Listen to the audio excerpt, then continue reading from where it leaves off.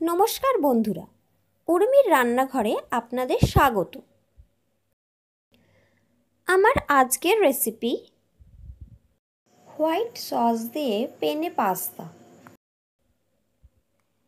আসুন তাহলে দেখে নেওয়া যাক আজকের এই ভিডিওটি।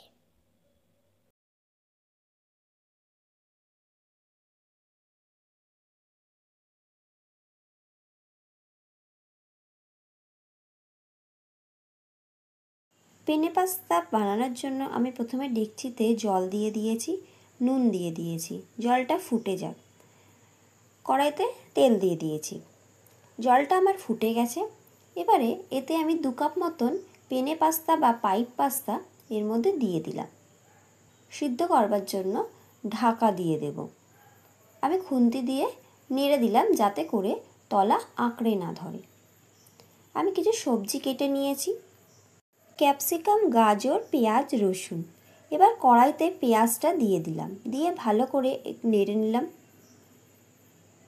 রসুনটাও দিয়ে দিলাম। পেঁয়াজটা ব্রাউন হয়ে যাবার পরে রসুনটা দিয়ে ভালো করে ভেজে নিতে হবে। রসুন ভাজা হয়ে গেছে, এবারে কেটে রাখা সবজিগুলো দিয়ে দিলাম। তার সাথে 1 মুঠো বা 1 বাটি কর্ন আমি দিয়ে দিলাম, নুন দিয়ে দিলাম, দিয়ে ঢাকা দিয়ে দিলাম। ঢাকা দিয়ে আমি এটাকে ভেজে নেব, সিদ্ধও হয়ে যাবে, ভাজাও হয়ে যাবে। এদিকে আমার পাস্তা সিদ্ধ হয়ে গেছে।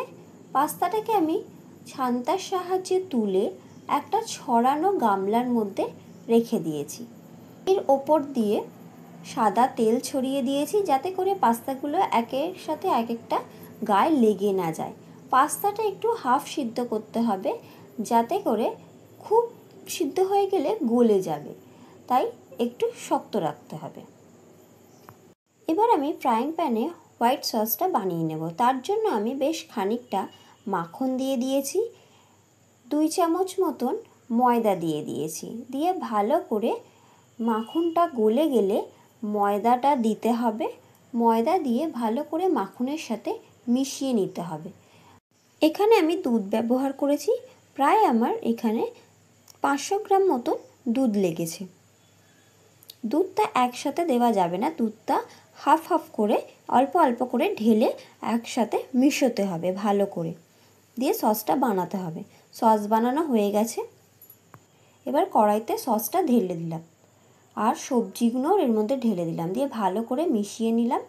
এর ওপর দিয়ে আমি চিলি ফ্লেক্স, গোলমরিচের গুঁড়ো আর 2-4টে চিনির দানা ওপর দিয়ে চিজটাকে গ্রেট করে এর মধ্যে মিশিয়ে দিলাম। হয়ে গেল আজকের আমার রেসিপি হোয়াইট সস পেনে পাস্তা।